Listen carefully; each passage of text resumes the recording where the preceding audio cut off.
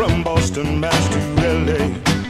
He left his mark in every town, left broken hearts and lost and found. They don't love him, and then he's away. Well, I watched her change his style from a playboy to a child. Look at loving like new toys, playing house like girls and boys. And that's love calling. There ain't no way that you can fake it. Well, that's love calling. There ain't no way you can escape it. Well, that's love calling. There ain't no way you can get by. Well, that's love calling. You might as well give love a try.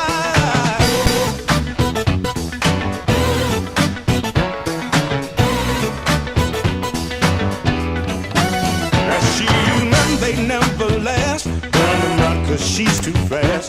Broken homes and empty pockets in her wake. She got a lot of grief, you see. Only cared that she was free, pretending love, but it was a genuine fake. Yeah, well, I watched him change her ways. She was totally amazed how he loved her with such ease. Looked her like a summer breeze. And that's love calling. Ain't no way that you can fake it. Well, that's love calling. There ain't no way you can escape it. Well, that's love calling. There ain't no way you can get by. Well, that's love calling. You might as well give love a try.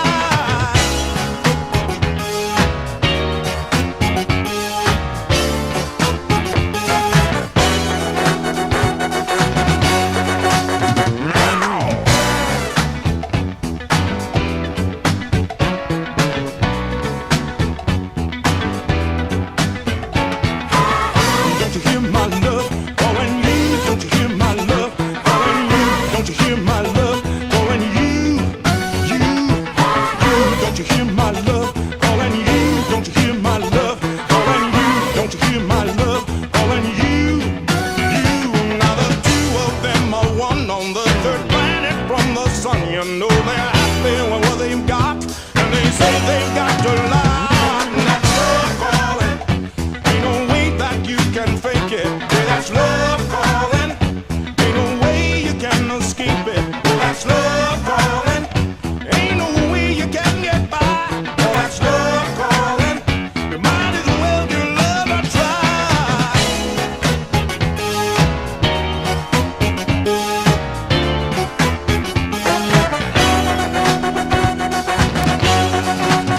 Hey, that's love calling.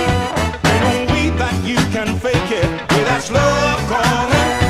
Ain't no way you can escape it. Well, that's love calling. Ain't no way you can get by.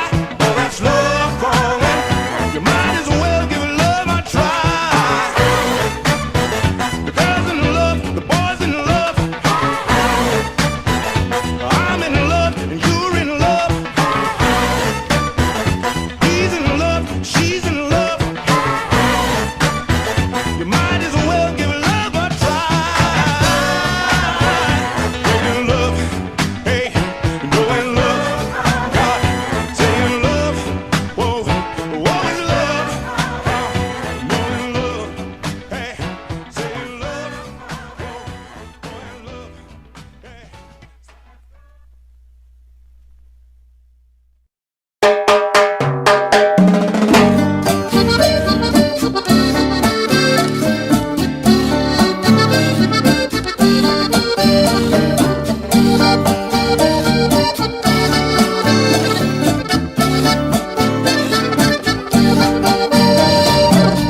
Esta canción se escuchará en la voz de América.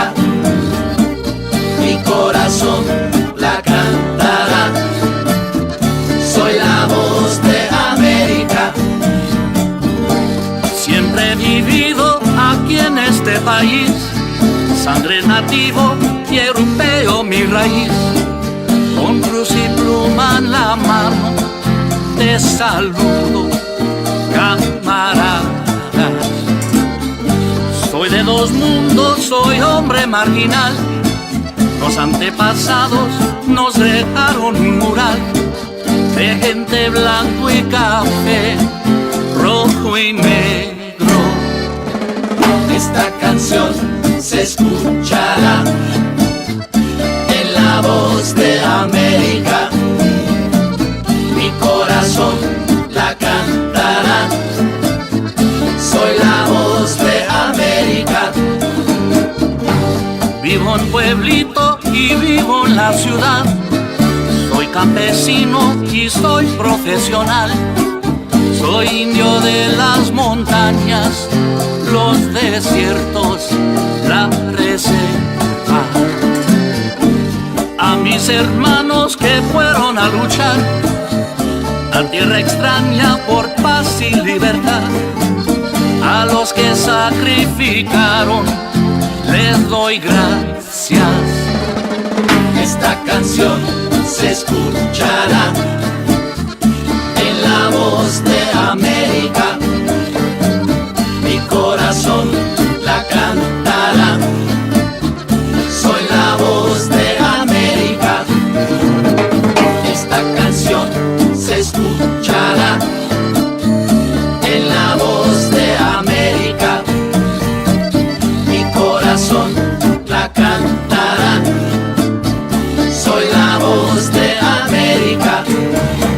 Sí, nuestros abuelos han estado en esta tierra mucho antes de que las fronteras existieran. Siglos de colonialismo, opresión y destierro nos empujó al exilio económico. Y todavía tratando de sobrevivir en este país, somos presas de persecuciones, racismo y división. Nobody's standing up. ¿Dónde están los líderes? Nobody's standing up. ¿Dónde están los líderes? Quiero un nuevo horizonte, de ahí seguimos pa'lante, camarada. Esta día tan bonita, yo me siento bien. Yo te traigo una medicina para ponerte en el alma, escuchen. Yo quiero un nuevo horizonte, Ahí nada más. de ahí seguimos pa'lante, camarada. La bahía de San Francisco, linda tierra en donde nací. Por sus calles llena de ritmo lo que es la salsa rica. Aprendí. Yo quiero un nuevo horizonte, de ahí seguimos pa'lante, camarada. Mestizo chicano, unos me dicen mexican americano. No te confundes porque todos somos hermanos. Esta canción se escuchará Lo que te digo es la verdad. en la voz de América. Mi corazón la cantará. Soy la voz de América. Esta canción se escuchará Soy americano, en la voz de América. de los Estados Unidos, Mi corazón la cantará. de México, Soy la voz de América. del Caribe, Soy la voz de América. de Centroamérica, Soy la voz de América. de Suramérica. Soy la voz de América. Soy americano.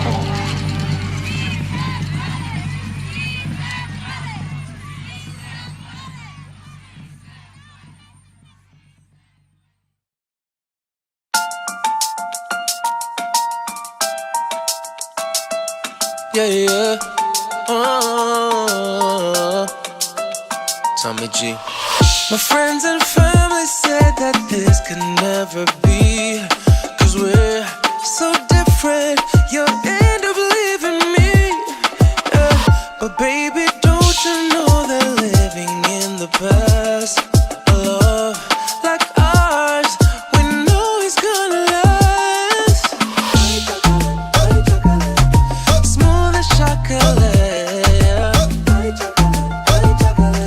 you're warm as the sun. Yeah, I got something for you, baby.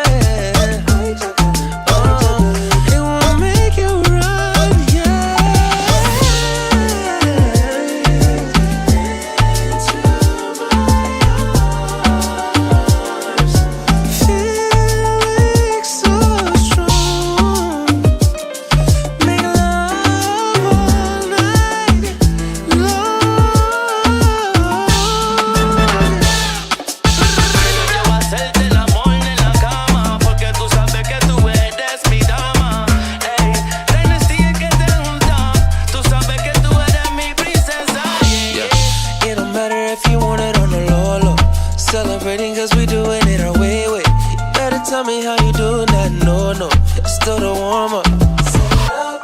Mueble mágico avec comme moi pas bling gaspiller ton corps. Baby, team côté tout place où plein de sun. Cause I need your body love. Smooth as chocolate.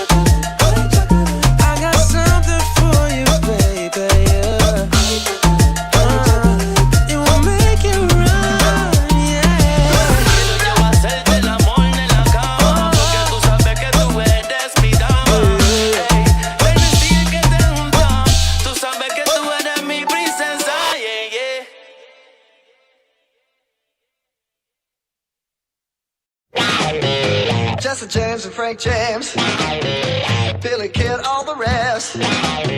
Supposed to be some bad cats out there in the West, but when they dug me and my gangster ways, they hung up the guns and made it to the grave. 'Cause I'm a gangster of love.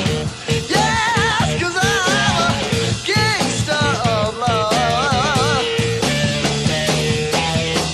When I walk down the street, all the chicks that I meet say he's a cool gangster of love. I robbed the beauty contest of the first place winner. Found out in Hollywood with me, eating a big steak dinner.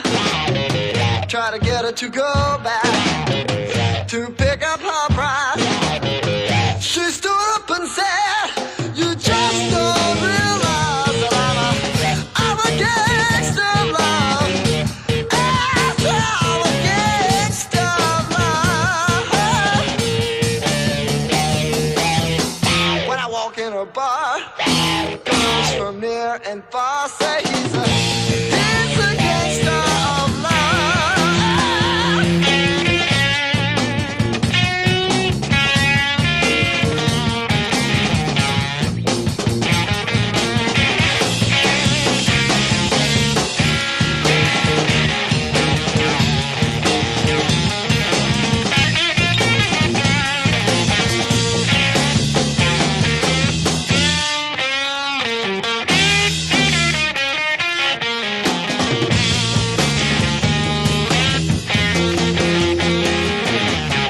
Jump in my Wagoneer Cadillac, cross the borderline, rope 65 girls, make them all the same time. Took 25 or 30, put them all on a freight, a reward for me in each and every state. Chef said, "You've man read," in a very deep voice. "Yes, sir, brother sheriff, and that's your wife on the back of my horse, 'cause I'm a gangster of love. Yes, I'm a gangster of love." When I walk down the street, all the girls that I meet say he's a cool gangster of love.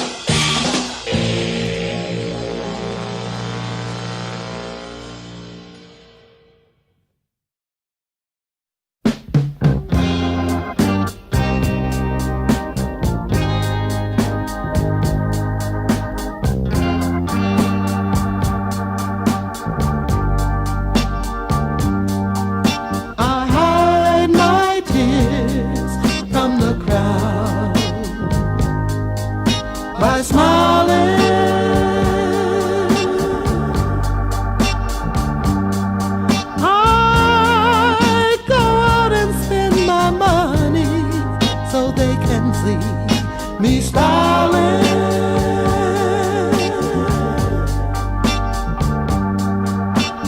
I won't let them see how you brought me down. I do my crying all alone. The tears fall down, fall down. Keeping up my front, 'cause my life went bumpy bump, like Humpty Dumpty. I had a great fall. Keeping up my front, 'cause my life went bumpy bump, like Humpty Dumpty. I had a great fall. Playing games, those kind of things, can cause you so much pain. I played around with love, now I wanna hide my face in shame. Girl, you know I'm sorry, I made a big mistake. Now I gotta keep on smiling, even though my heart aches and aches. Keeping up my front, 'cause my life went bumpy bump, like Humpty Dumpty. I had a great fall. Keeping up my front, keeping up my front. Ooh, baby, I had a great fall. It just ain't no excuse, 'cause I let my love run loose. Now I wanna make it up to you, but I guess it ain't no use. I played around and I did the town, girl, till you put me down. Now I can't let nobody know that I'm the world's biggest clown. Keeping up my front, keeping up my front. Ooh, baby, I had a great fall. Keeping up my front, keeping up my front. Ooh, baby, I had a great fall.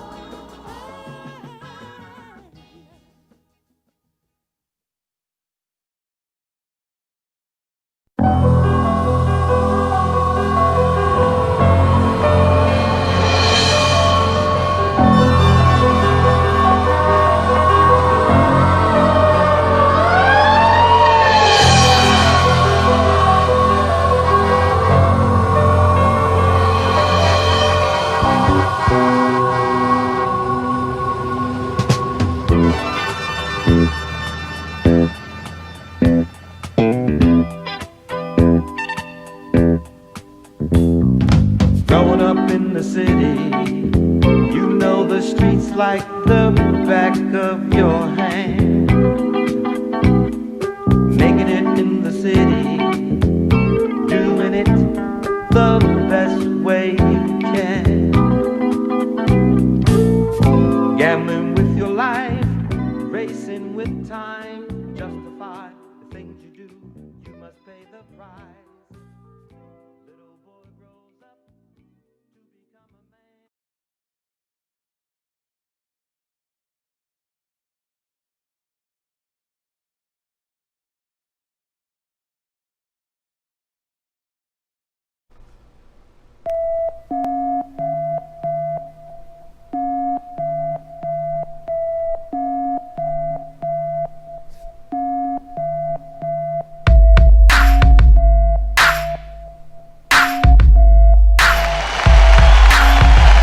Hello everybody, how you guys doing today?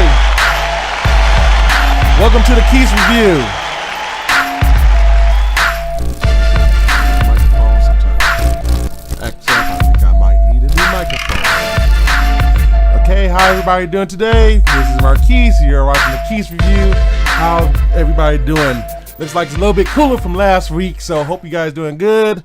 Hope everybody's enjoying the week, enjoying their Sunday today. Thanks for joining me. I'm a little bit tired. I woke up like an hour beforehand for some stupid reason. Like like 2.5 hours, 3 hours before the alarm. So excuse me if I seem a little bit drowsy, a little bit red in the face, but we're gonna keep on going. Hopefully you guys enjoy. Look like you guys enjoyed the music. I added some new tracks, so glad you guys like that. We wearing our Kobe gear today. You know, Kobe's birthday, so happy birthday to the late great Kobe Bryant. Basically Kobe, you know, I never met that dude, but very, very important to my life still. A lot of ways I go about things, about, you know, drive and intensity and, you know, everything else. So, you know, it's sad that we had to lose such an iconic figure, you know, somebody that was, you know, actually humble, believe it or not, when he was off the court, you know. But happy birthday, Kobe Bryant. And I can speak for everybody that's watching this and everybody around the world. We miss you. So happy birthday, Kobe. And also wearing this because the Lakers have spanked some booty yesterday. LeBron James, AD, AC Green, Dwight Howard, the crew beat Portland, go up 2-1. So yeah, so you know, this is not really a sports channel, but for those of you that know, I run a couple of sports groups. I run the fantasy football team, fantasy football league. I mean, and yeah, we know that we are very, very big into sports. But anyway, let's start getting into our subjects today. So we have a few subjects today. First of all, we're going to be explaining a little bit of what Samsung UWB tech, and it's not just solely off of Samsung. Apple's using it too. So we'll go a little bit on what that tech does and what it does as far as your daily life and what that means for the future, which I think is very, very interesting. That is the Note 20 worth it? So the Note 20 Ultra, is the phone worth the price? Where's the iPhone? We haven't heard anything about the iPhone 12. Apple has been unusually quiet lately, as far as that's concerned. We're going to continue a little bit more into the Apple versus Epic Games. There's some new developments on that, and a big player supporting Epic Games. Google Pixel 4 has been released, so we'll go over a little bit of details about that, as well as the 5G version of that phone and the Google Pixel 5. Jeep teases a new SUV. We also got Cadillac that shows off their new EV, the LYRIQ. Intel releases new architecture, so we go over a little bit of that. We also have Nvidia to hold a special event for their Ampere graphics card. So finally, you know, everybody talks about Sony and Microsoft, but Nvidia really been quiet, but they're finally going to unveil it soon. Sucker Punch has announced Ghost of Tsushima Legends multiplayer action for the game, and there's some great news about that. I'll also be showing off Sony's commercial that they released for the PlayStation 5, and a little bit into Sony exclusive deal with Activision and what maybe it could be. Okay, so let's hop right on to it. And then we already got some comments here. Happy birthday, Kobe. He's so missed. Yeah, I so miss that guy, man. I so miss Kobe. I so miss everything it stands for. You know, shout out go to his family. Shout out go to his wife, his kids. You know, minus of course Gigi, who perished along with him. Yeah, we miss Kobe. HDM Records, oh snap, HDM Records on. Thanks for the shout out. Thanks for the music, HDM. You know, glad we have this little partnership going, and we got a lot more things planned for the future that the fans do not know about yet. So we'll be announcing some of that soon, as well as some other partnerships that we have. So the Keyse Review, again, I've said it before, I'm gonna say it again. We're trying to grow here. I want to get to that 100 users. So like I said, if we can get to 100 users, I'm going to do a giveaway. I don't know what I'm going to do, but I'm going to do a giveaway, guys. So watch out for that. Also, you guys know I have the Patreon, so if you guys support me in the Patreon, so Patreon, you can do a subscription model where I release extra content. I'm working on some of that stuff this week. I was supposed to release the video, but I got super busy. I just went back to my regular job, so you know that's been taking up a lot of time and getting used to the schedule. But I should be releasing it this week, as well as a couple of other videos I got recorded that I haven't edited yet. So if you're on the Keyse Review, Patreon as a techie, watch out for that stuff. If you're just joining me for the first time today, I'd like to say thank you for joining me. If you can, go ahead and hit that subscribe button, and then you hit the bell notification right there. If you're currently watching this video right now, there's a like button. Please hit that like button. That will really, really help me out. Really help out for YouTube, get my name out there. I really, really want the Keyse Review to be big. I mean, I'm talking to certain people like, hey, maybe next year we can plan some big stuff. So let's get the Keyse review big, guys. Hit the like button, hit the subscribe button, and if you really want to support me so we can do some bigger stuff, hit me up on the Patreon, and you'll get some exclusive content. And I'm working out on some merch possibly, so I'm not sure when that will happen, but I'm still in a brainstorming area, so watch out for all that stuff, guys. But anyway, let's go ahead and get into some good stuff, and let's go ahead and change the scenes here. So we're going to be talking about a little bit of Samsung stuff right here. So, you know, I talked about last week that Samsung had their event, their Unpacked event, and they announced a lot of stuff. One thing that they really didn't go into grave detail with was their UWB technology. So that stands for ultra wideband. So ultra wideband is a protocol. So something like Wi-Fi, something like Bluetooth. So Apple actually has this tech. If you look at their event that they had earlier this year when they was unveiling like iOS, and they was talking about the U1 chip, that also uses UWB technology, ultra wideband. So what that is a protocol basically, and that will allow to do a whole bunch of stuff. Like I said, that's kind of like Wi-Fi in a sense, but it's not. So the difference is with ultra wideband, it operates at a higher frequency. So if you look at Wi-Fi, it operates at primarily 2.4 and 5 gigahertz bands, right? The UWB will operate at 500 hertz band, or 500 gigahertz band. So it operates in a space where you're not going to really get any interference, because there's I don't even know any consumer electronic really right now that can go to a 500 gigabit band, gigahertz band. I'm sorry, gigahertz. I don't know anybody that does that right now, and it has a few benefits for a few reasons. So one of the benefits, and the main thing in how Samsung would put it, is that they said that it is used to make better spatial awareness, which makes the device know its surroundings better. So the thing with UWB that you guys have to understand, and why it's going to be very important and very cool for the future, is that it's able to exactly pinpoint your devices, right? So say if I have a phone over here, right, and then I have my other phone over here, right? Like say if this phone, both of these phones have UWB, and I'm trying to search it from this phone, right? So this would be able to pinpoint exactly where this phone is in a given space. Like, it's very accurate. It's not so much data driven as it is pinpoint accuracy and, you know, distance and things like that. From what I understand so far, there's still a lot to know or to learn about this technology, but that is one of the biggest drivers of UWB, is to be able to pinpoint, you know, technology in order to use it to do something, right? So one of the biggest features that they say they want to push for UWB is going to be augmented reality.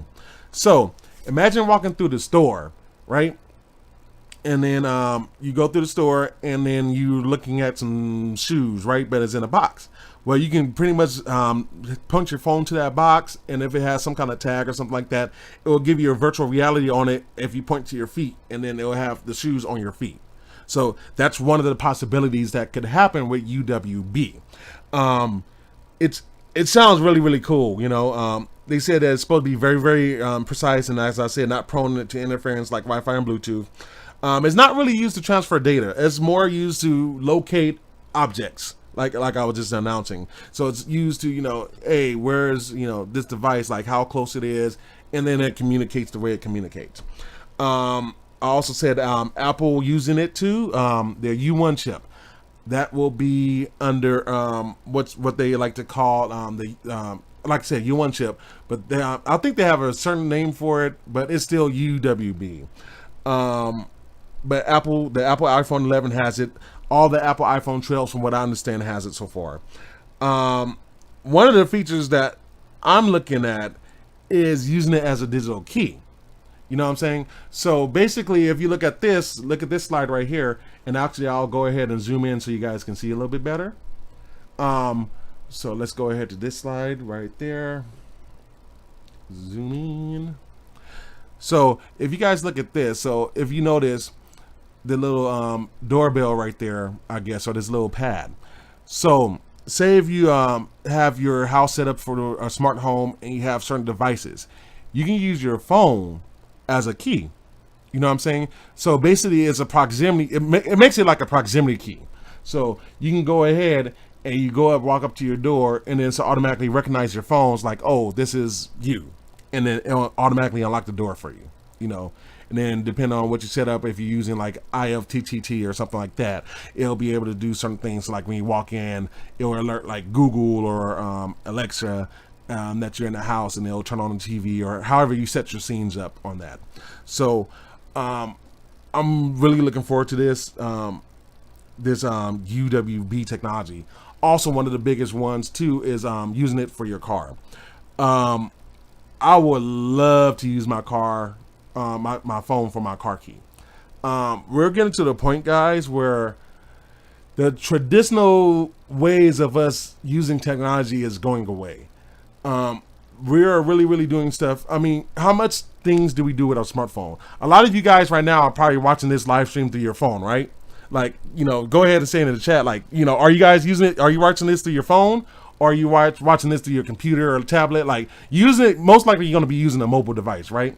So using the mobile device to watch the stream, you also go, you know, use it as a phone, you go ahead and text, you do all that stuff, right? You also use it for purchases now, right? So I can pull up my Samsung Pay on my phone or even my smartwatch, and I can pay for items. You know, I can go and, you know, do this, and then it goes beep, and, you know, it launches to my bank account and, you know, pays for stuff. You know, we use it to connect to our Chromecast. We use it to connect to our PlayStations, our Xboxes. We use our smartphone for a lot of stuff. You know what I'm saying? We really do use our smartphone for a lot of stuff. So this is the next frontier. And I've been saying, and I want to do a special on this with the other couple of specials I need to do. I just need to control my schedule a little bit. But, you know, I got a lot of pieces working. And like I said, I got some collaborations working that we'll be unveiling in the future. But I want to do a couple of specials. And one of them I want to do is, you know, going towards the smartphone. What's the pros and cons on it? Well, I think it's better than using your own physical key and wallet. It's safer, in my honest opinion, in some cases. So it really is going to be cool technology, you know. From what I hear, they're working with this company called Asa Abloy, I believe I got that right, and that's what they're going to be basically using to get to all their digital key features and everything like that. I'm very excited for this technology, man. Like, I'm super stoked. Like, more and more, it's like when I look at my wallet and, you know, the wallet tears up and this and that and other, like, man, I just wish I can store everything in my wallet, you know. And I mean, we have a lot of things going to the phone anyway. You got the digital driver's license that should be going. You also have what else? Like I said, we're already there with the credit cards right now. We got the key stuff going to it. So I mean, pretty much your phone's going to be your wallet after a while. You know what I'm saying? All you need is this guy. You know, that's all you really really need. You know, so it's going to be very interesting to see how all this stuff wraps up. You know what I'm saying? So that's that for UWB. There's going to be a lot more discussions over this too. So you know, keep on zooming into the Keyse review, and of course we'll be taking over from there. Is this slide going? It's supposed to be. There we go. I don't know why it wasn't acting up. Let's go back to the beginning so we can see the nice B-roll here. Anyway, going over to, we got the Samsung Note Ultra 20. So I was talking about this last week with the Unpacked event and the difference. So a lot of publications I've been reading has been saying this is Samsung's most powerful smartphone and one of the most powerful smartphones in the world. The issue is that this phone is coming with the minimum of a $1,300 price tag. Now, for those of you that's Note fans like me, knows that, you know, usually the Note's about $1,000, a little bit cheaper than the like the iPhones, and the Note line used to be the flagship. The Note line is no longer considered a flagship. It's just a line. What's considered a flagship for Samsung now is going to be the Ultra monkier. So you have to look for the words Ultra in order to know if it's a flagship phone. So that's why, if you guys know, I was kind of agitated last week and kind of going off on the rant why, you know, Samsung would do something like that. You know, I still don't think it was like the best decision in my honest opinion, but you know, hey, you know, it's their product. we have to come to question with this phone. Do you absolutely need a phone? This particular phone. You don't need most smartphones. A smartphone is a luxury. Let's face it. Is it convenient? Yes, but we don't need a smartphone. You know what I'm saying? I still like my phone to do the basic features, which is phone calls and text, right? And voicemail. It comes to the point where, like, you see, like, you can use it as a mouse cursor. Like, it's so many things you can do with it and stream and stuff like that. It's like, this is one of the best phones that's ever been out. You can see the power shift technology right there, colors. But is it worth getting this phone with that $1,300 price tag? And that's the question you have to answer. And I think that was one of the reasons why I was kind of mad, because the Note, usually you get the Note $1,000 and it's the same phone. You know what I'm saying? Because if you could look over here, so these are the Ultras right there, and then you look over here, and then that's going to be the regular Note 20s. They're like two different phones. You can even look at the shapes right there. So that's one of the reasons why I was kind of going off on everything like that, because it's like, it's two separate phones, but they're making the Ultras the flagships, and then this the regular line, these phones right here is $1,000. These are starting off at $1,300. Note, $1,300, you're getting to the territory where you start going to the foldables.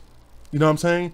The Samsung Folds, the Surface Duos, the LG, I forgot what the LG one is, the Motorola Razr, the foldable phones. You're getting to that price territory, So understand, like, this is a flagship phone and it's the best, but is it really, really worth that $1,000? You know what I'm saying? We have to ask ourselves that, is it really worth that money? So let me play this B-roll again. Is it really worth the money? You know what I'm saying? Like, I like the phone, but it's like, geez, like, if I'm gonna pay like $1,300, $1,400 for a phone, at least let it be like a new format. You know what I'm saying? I think one of my Facebook buddies, Hassim, I'll shoot out Hassim. What's up, man? I think he was saying that he thinks that the smartphone market has plateaued, and the new form factor is the only thing that's going to be the what makes people buy it. And I agree, because it's like you can tell that you have all these specs and stuff like that, and it doesn't really mean a lot, because even your base smartphone, which we'll talk about the Pixel, and you guys know in the recent reach I was talking about the Nord, which is a very, very powerful phone that can have the performance that's a little bit closer to the flagship phones, or not too far off. It's like, how much do you need this powerful phone? You know what I'm saying? Like, I would rather spend that money, me personally, I'd rather spend the money on my computer, where I'm gonna need the power, where I'm gonna need the extra horsepower to do the Keyse review, for instance, to do this. So it's it's an interesting argument. How would it stack up in the future? This is gonna be a phone where you're not gonna be changing out every year. And I'm gonna bump out my volume real quick, just a little bit. There we go. I'm sorry if you guys hear a little bit of fan noise. There's one in the fan to help the AC out a little. But it's like, how would it stack up against the next phones? The Surface Duo's coming, the next Samsung Galaxy Fold, which from their own company's coming, we got the Motorola Razr, it's coming, you know what I'm saying? So with these phones, with these new form factors, that's going to be the new it factor. So what, Samsung priced this a little bit cheaper. I would say yes. Samsung should have started this phone at least like $1,000. Considering that you have companies like OnePlus that's on their heels, that's selling a phone with close to the exact same feature sets for roughly about $700. You know what I'm saying? $700 to $800. So, and I've said this before and I said it again. Apple and Samsung better watch out for OnePlus. They're about a few features and a big penetration in the U.S. market away from possibly even taking over. You know what I'm saying? So we have to see how all that stuff really, really pans out. Another thing I didn't like, and here's one thing. So if you guys know, you have the S line and the, of course you have the Note line, right? So you have those two different lines. So right now you're on the S20 and the Note 20, right? So the Note 20 Ultra battery is a 4,500 milliamp battery. The Samsung S20 is a 5,000 milliamp battery. So why did they put in their flagship device more battery, 500 milliamp hours more in the S20 than they did the Note line? Also, considering that the S Pen that you see right there, that they're writing right there, like considering that has to be charged as well. So I don't know if they did it for price reasons. I don't know if they did it for space reasons. But you know, I would have thought that they would probably put the bigger battery into the phone right here, the Note 20 Ultra, as opposed to the S20 Ultra. You know, so it's some weird decisions that Samsung made this year for their smartphones. I don't know if it's like the best thing. We'll see how the consumers react, you know, because it kind of puts me in a bigger predicament too, because it's like I was expecting to be like, okay, even though this like the Surface Duo, one of the other phones coming out, like I'm probably gonna just get the Samsung Note, and I'm still deciding with the price point and everything like that, like, is it really worth it to get this phone? You know what I'm saying? So like at this price point, at $1,300, I might as well go for the Surface Duo. You know what I'm saying? I might as well at least go for a different form factor where I can open up and have multitasking and stuff like that on my phone. Especially since I'm doing all this business stuff, like I might as well have that, you know, where it's going to be more productivity. So I don't know. You know, it's interesting that Samsung had chose this road to go down with. Also, we have yet to find out any new information on the Galaxy Fold 2. Which is their foldable phone, which is their, you know, it's got the external screen and you open it up and it has the tablet mode, basically what they call it. We still don't know what's going to happen with that yet. You know what I'm saying? So we'll see what Samsung has in store and what they're doing, you know? So now, talking about companies where we don't know what they're doing, what is up with this company right here? So I know a lot of you people that's on here probably has iPhone, but we haven't heard nothing about this new iPhone, guys, from Apple. This is almost, I got some comments popping up. Let me see. I love the Note, but the price is getting ridiculous. Yeah, you know, if I'm gonna pay $1,300, it's gotta be at the top of the line, you know, just like you get in a car. It's got all the features in it, you know. But I think at least the base model, so to start, honestly, I think you should start the Note 20 off at like $700, right? Note 20 at $700, and then start the Ultra at $1,000. I think that would have made more sense, but hey, you know, I'm not the manufacturer. Anywho, Apple hasn't been putting nothing, you know, or no news out there, or even a event for when the new iPhone 12 is supposed to come out. And I've been hearing people, and I've had a couple of people, you know, hit me up like, hey, you know, I know the iPhone 12 is supposed to be coming out. Have you heard anything about it? Like, I haven't heard jack, you know. I really haven't heard nothing of it. I've done a little bit digging of this a couple of days ago and start figuring out some stuff. So one thing I think Apple's trying to do before they announce stuff is they're trying to bring their production costs down.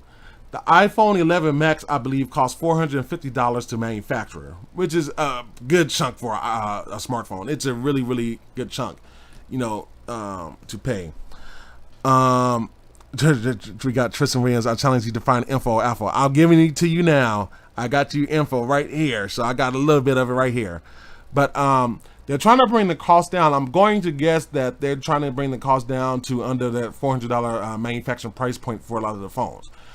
Because iPhone, if you look at like the beginning from the iPhones used to cost only like $100 to manufacture, $150 to manufacture. Now they're up to like $300 and $400 depending on what version of the phone you get. So they want to bring the cost down. One way that they're trying to do that is to bring down the things like the battery board. So the cost of the battery board, they're trying to tell their suppliers that, hey, we have to get a hold on simplifying how the battery and the battery logic board works. You know what I'm saying? We have to bring the cost down. But there's a caveat in there. They're trying to add 5G into all the iPhones. So if you bring the cost down on the battery, the 5G is going to raise it. You know what I'm saying? So will that make the iPhone the same price for us consumers? That's going to be a big question. You know what I'm saying? How much would that change? So they've been doing that and figuring out the prices a lot. But it's like, say something, you know, because the only thing I've heard, the last thing I've heard was a rumor that Apple may be doing doing away with the power cord and the power adapter inside the box. So it will be interesting to see what they do with that.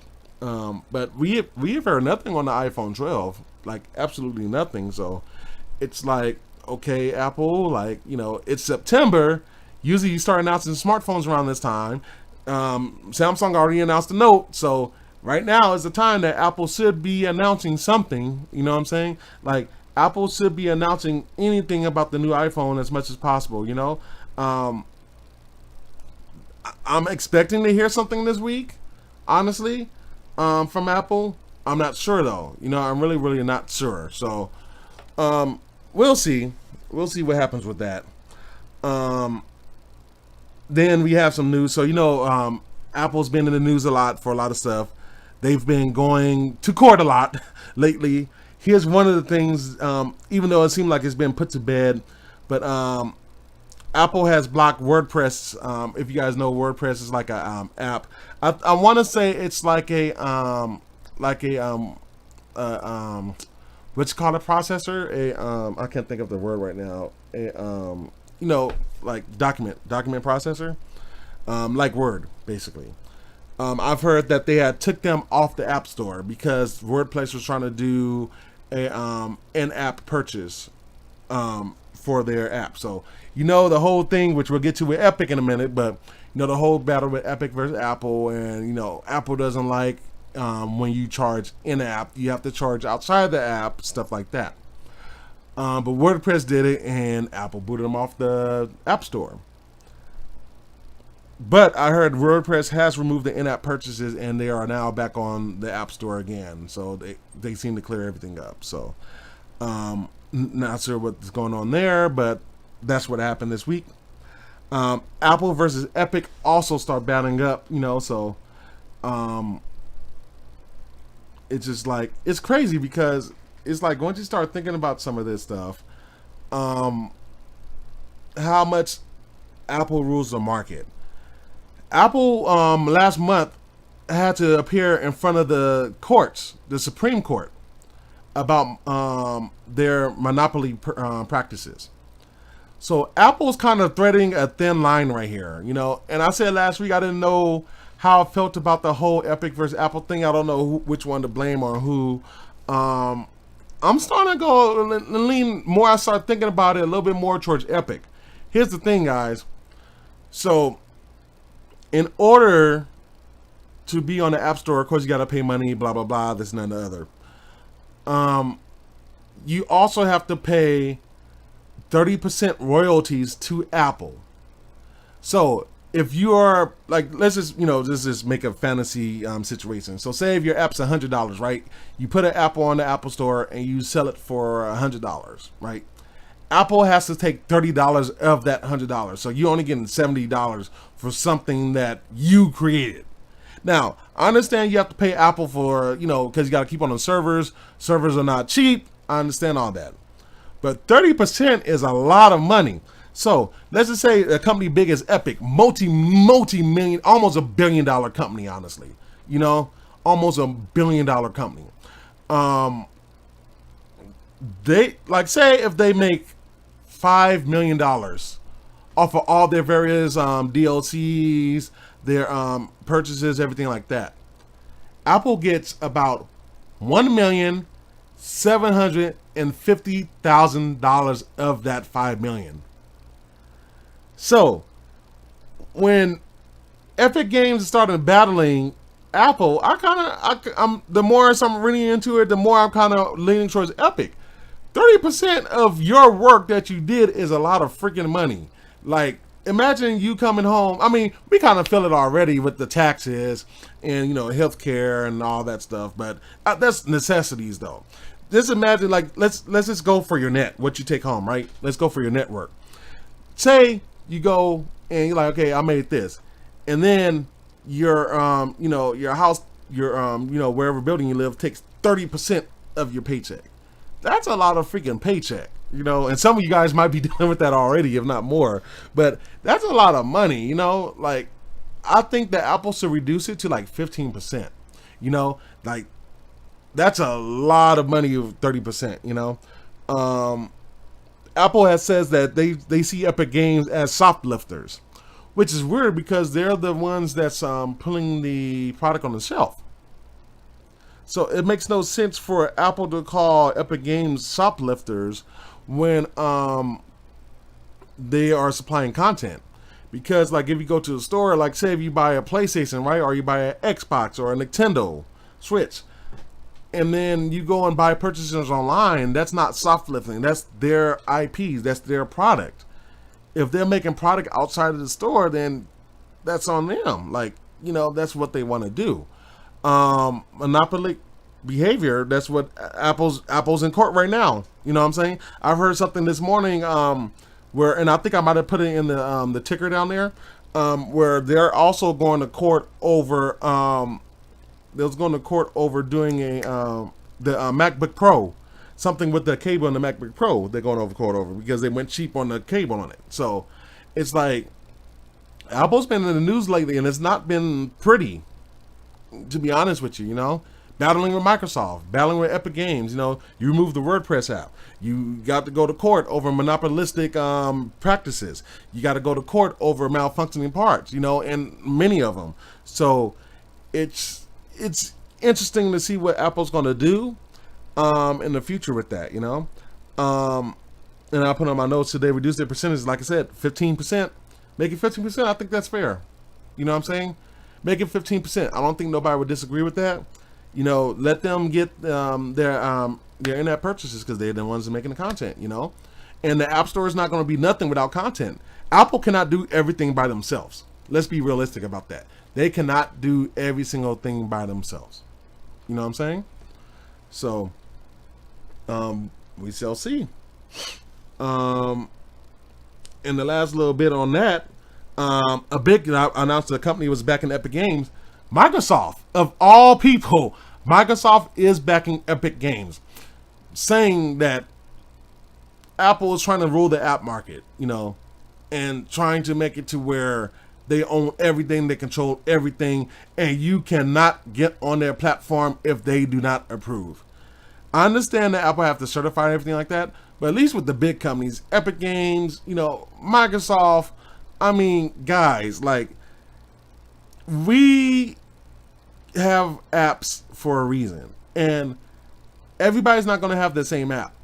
But when you're looking at the big companies, there's going to be a lot of people that has the app. So Apple's going to have to be careful here because they can get sued by the U.S. government, have to pay the U.S. government, and pay Epic and pay Microsoft. See what I'm saying? So Apple's, you know, supposed to be one of the most valuable companies in the world. Well, their stock going to drop a little bit if they're going to have to keep on paying out legal stuff, you know. So I will say Apple has to kind of see where they're going with that, you know. So they have to change their practices, you know. What do you guys think? You know, in the chat, how do you guys feel about Apple and the App Store stuff, guys? Like, hit it in the comments. I got your comments right here. Let me know how you guys feel. And then again, if anybody's joining me, thank you for joining the Keyse review. We got into a little bit of serious situations there, but we're gonna go to something fun right now. So we have the Google Pixel that has been released. This phone is gonna be cheap, and this is a trend that I'm kind of liking what some developers are going towards. Some manufacturers, they're going for a cheaper phone. So I'll go ahead and I'll start playing the video for that right now. Oops, this is Epic Games. I forgot to play that B-roll. But here's the Google Pixel right here, and let's go ahead and play that. Or actually, I don't. Was it a video that I put on here? Yeah.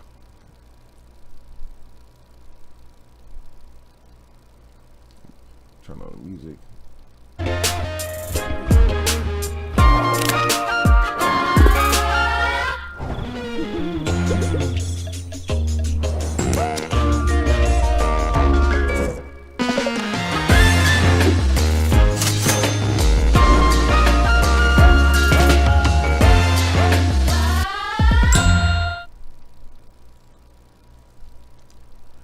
So that is the Google Pixel 4a.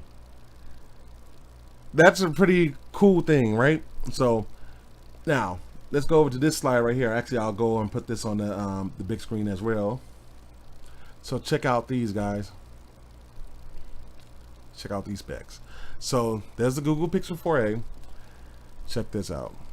As soon as why is that? Maybe I got the click. Yeah, there you go. So here's the specs coming out at you. The screen, and actually that's a typo. That should have been a 0. You got a Snapdragon 730, which is not a stout. 6 gigabytes of LPDDR4 RAM. So that's actually in line with some of the top smartphones actually. 128 gigabytes of storage. 8 megapixel front camera, 12 megapixel rear camera, Wi-Fi 5 and Bluetooth. So what we currently use, not Wi-Fi 6, but a lot of people not on Wi-Fi 6 yet. We got the 3140 milliamp hour battery, which is not bad at all. USB Type-C, stereo speakers. A lot of phones, some of these flagship phones don't even come with 2 speakers, guys. That's something. This also has 2 microphones in it. Runs Android 10. And it costs $350. Like, wow, guys. Like, I'm loving this trend from like Google and OnePlus, and there's other companies that's starting to become in the fray too, where these smartphones are not really costing all that much money. You know what I'm saying, for a good, decent smartphone, because we're kind of at the point where it's not like, you know, 5 years ago where if you got a crappy phone, it was really a crappy phone. You know what I'm saying? $350, $400 will get you a long way for a smartphone nowadays. So it's very interesting to see how these phones are coming through, and is really you know, giving you the best bang for your buck, especially for people that don't want the flagship phones, don't want to pay $1,000, $1,300, $2,000 for a top smartphone. You know what I'm saying? Like these are like where I think the industry needs to go, is the budget smartphone. You know, it doesn't have all the bells and whistles, but it can get you to or from. You can do your basic features. You know, you can do your Android Auto. You know, you can do your, if you got the iPhone SE comes to mind. You know, you do your Apple CarPlay. You know, like I think the cheaper phones are gonna really start selling pretty soon, because you're getting really good performance and really good battery life out of these phones. You know, because these phones, it was like your flagships maybe a couple of years ago. You know what I'm saying? So it's really interesting to see how all this stuff's going to play out. Let me see. Samsung keep playing. I'll switch over to that Google Pixel for the price. Yeah, I don't blame you for that. You know, I really don't blame you. So, I mean, that's a nice looking phone right there. That's not a bad looking phone, you know? Like, it's simple. It's not nothing extravagant, you know, not nothing expensive. I didn't see wireless charging on there, which is understandable why they took it out, because that costs money and takes away from profit. Didn't see NFC on it. It might have it, but I didn't see that in the specs when I was reading it. And Google Press site didn't have everything, so I'll try to get you some of that news. But yeah, I mean, that's pretty, you know, pretty good for a smartphone. Like 128 gigabytes of storage right there. You know, you got 6 gigabytes of RAM. You know, Qualcomm Snapdragon. You know, 2340 by 1080 OLED screen. Like, you know, that's not bad.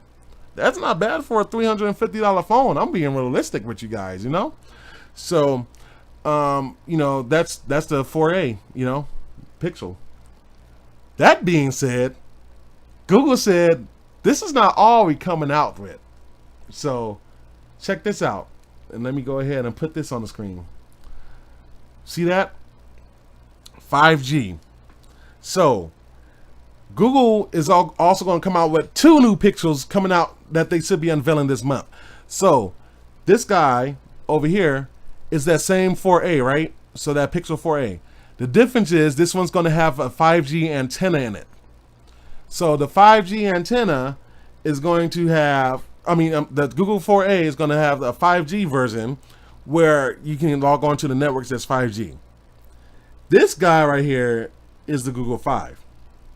So this is going to be their new phone right there. So, excuse me, guys. That's going to be pretty interesting to see them come around with that. So from what I'm hearing with the prices is that the 4A 5G is going to be about $499 price point, and then the 5G should be about $600, which is still not a bad price. You know what I'm saying? And the Pixel is a pretty good smartphone and considered one of the best phones that's ever been released a few years ago from Google, you know? So that's not bad at all, you know? Like, would you guys buy it? Like, tell me in the chats, like, would you guys buy the phone? Like, simple phone, something that doesn't break the bank. You don't need all the bells and whistles and stuff like that. Like, I'm gonna be realistic. Most consumers don't need the most expensive smartphone. I'm just being realistic. I think most people stay around the $500 to maybe $700 price point for these smartphones. That's my personal opinion. You know what I'm saying? Because I mean, what else? You know, what else is there to do? Like, you know, like unless it's like your main computing device. You don't have no computers. You don't even keep a tablet. Okay, I can see you kind of justifying for a more expensive phone maybe, or if you're somebody like me, you know. But otherwise, I don't see a reason for most people to even buy a $1,000 smartphone. You know, you don't really need it. You know, so that's it for Google.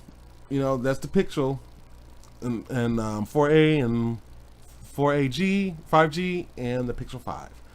So we have a little bit of car audio news, and we have. Let me see who we got. We just got somebody comment. Jeanette Henderson. Hello, how you doing today? Thank you for joining me on the Keyse review. If you guys want to support me, go ahead, hit that like button right there. You know, hit the subscribe button. Share with a friend, guys. Share the Keyse review with a friend. If you guys know a friend that, you know, maybe technically inclined, have them come on a Keyse review. You know, I'm glad to help, you know. And of course, I got my Twitter page, I got my Facebook page, and like I said, if you want to really support me, get some extra content, get early content. So like when I do my news bites and my random thought episodes, I will hit the Patreon first with those. So like saving my news bites, I'll do it a day early with random thoughts when I get done with the episode. It could be a whole week earlier than, you know, everybody else gets it on YouTube. So you know, check that stuff out. You know, thank you for watching, thank you for supporting me, guys. We have some a couple of automotive news that I got this week. It's kind of been slow after the Bronco release, but we have a couple. So for one, Jeep has been teasing this new SUV that's called the Wagoneer. So I think that's how you pronounce it, at least, the Wagoneer. So let me go ahead and blow this up on the screen right here. So check this out. So this is most likely going to be the front grille. You know what I'm saying? So that's the front grille right there. And then we should also have this picture right here. That looks like the interior. That's a push the start button right there. So it looks like the radio right there. Center console right there. So they've been teasing this, and they said they should be unveiling it soon. But we wonder, you know, or at least I do, what will this guy have? You know, like what will the Wagoneer have over everything else? My train of thought: Fiat Chrysler, who owns Jeep, created the Wagoneer to compete against this year's Bronco. The Bronco, guys, I have to give Ford almost all the credit in the world on that Bronco, especially the way they done their pressers for those. That made me want to own a Bronco. Like, I really need to get paid more money. The Keyse review got to come up, because like that Bronco looks amazing. You know what I'm saying? That Bronco really looks good. So I think that this is going to be Fiat Chrysler's way of challenging Ford for the SUVs or the, you know, the off-roading space. Possibly, I don't know, I could be wrong about that, but it's kind of weird that they're teasing this vehicle right after Ford announces the Bronco. You know, because Ford announced the Bronco, we didn't hear nothing about this guy. You know what I'm saying? So it's going to be interesting to see what they do with that. But I think this could be challenging that Ford Bronco. You know, so we'll definitely see what's going on with that. Let me see, we got some chats. Hello. Okay, everybody's talking among themselves. Okay, that being said, we have something new. So if you guys notice that I've been talking about a little bit about GM's been finally coming out with some news, because I'm like, where's GM news at? So they've been coming out with some stuff. We kind of talked about the Hummer, I think the Hummer, I think last week, and they still haven't fully unveiled it yet, but they was talking about it. But they also have Cadillac, which is GM's other brand, where they've been announcing some stuff. So let me go ahead and play this video right here for you guys. Or actually, this is B-roll, so I can just keep on talking. But This is going to be what's called the LYRIQ. And I think this is an acronym because they capitalize every letter. I haven't found yet, or they haven't announced what that stands for. But if you can see, like, look at that guy. That guy looks nice right there. Look at that. Look at that car. You know what I'm saying? So that's a nice looking vehicle. That's an SUV crossover. They said this thing's going to have a 300-mile range. So this is so far, you know, what the specs are from what I'm hearing. So it's got 300-mile range. It has the rear-wheel drive and all-wheel drive configurations. So you can even the rear wheels right here, back here, or all the rails right there. You're also going to have enhanced Super Cruise. So I don't know what the Super Cruise is. It's going to have, I don't remember if it's in this next video that I'm about to play, but it's going to have a 33-inch diagonal advanced LED display inside the car, guys. I don't know, like 33 inches, like that's freaking crazy, man. And then GM's Ultima battery. Remember, I kind of mentioned that, like, why would they say doing the Hummer thing, they have this Ultima battery? So this is GM's battery, and I didn't put this on the notes, but I was watching a video where they're creating a plant just for this battery. So they could be challenging Tesla. Like, they might be going head-to-head with Tesla pretty soon. It also got fast charging in it. It has AKG sound experience with noise cancellation and a 19-speaker system. Now, my car, I've upgraded my car to 13 speakers, and this guy's going to have more than that even. And GM says that Cadillac has announced that this will be under $60,000, guys. Like, that's, dude. Okay, so let's go ahead and go on to some video right here, and let me go ahead and change the scenes for you guys.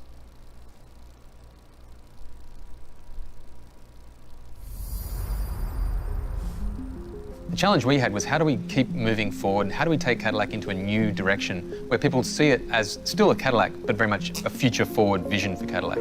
From a luxury styling perspective, our creative design partners have really had free reign on this vehicle. It is a designer's dream to start with an all-new architecture. It takes up less space. It allows you to have the freedom to design this interior the way you want from start. Attention to detail with the edges, the surfaces, the fits, the finishes, the selection of materials. We've thought several layers deep in terms of how we want to communicate what the future of Cadillac promises to the customer.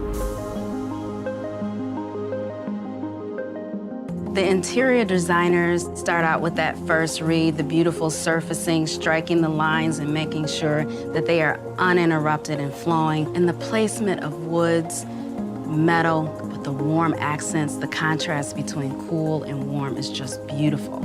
And that allows for that second read. The third read is that layer of discovery. It's those discoveries that help the customer fall in love over and over again. There's so many cool elements in this interior.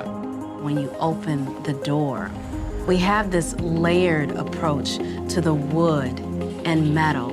And when those parts are put together, it's illuminated from behind with a beautiful texture that's also echoed in the speakers below. If you look on the end of the IP, we've got merlettes in there that's kind of like an Easter egg. As you open the center console, the little drawer opens, and it's beautifully lined like a jewelry box. And it's the texturing within the metal that you find around the curved screen on the IP.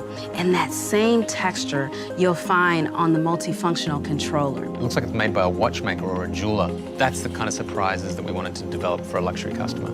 We wanted to have clean, simple design. The foundation allows for great proportions. The exterior design is no longer limited with a constraint of a combustion engine, so instead it frees us to be much more creative.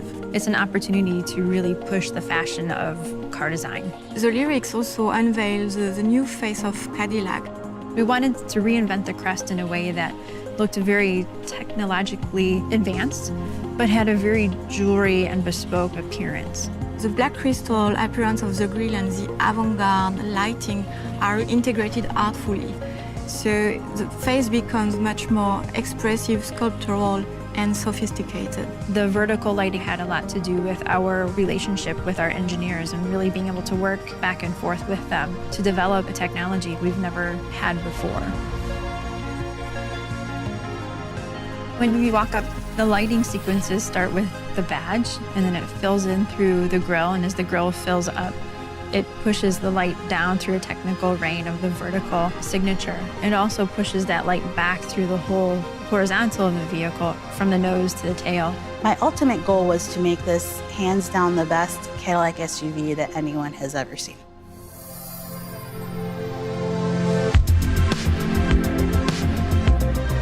The LYRIQ paves the way for Cadillac's all-electric future.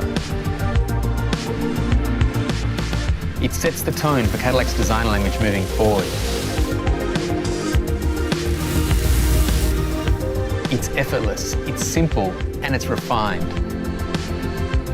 LYRIQ harmoniously blends sculpted surfaces, fluid lines, and next-generation technologies. Creating LYRIQ is just a chance of a lifetime to lead a team that is extremely passionate and creative. We knew that we were working on something really special when we started to give luxury EVs a soul. This is going to be one of the most fun to drive vehicles that I've ever worked on. There's nothing about it that doesn't captivate me. When we get aligned behind a task and a mission and a vision, we can accomplish just about anything.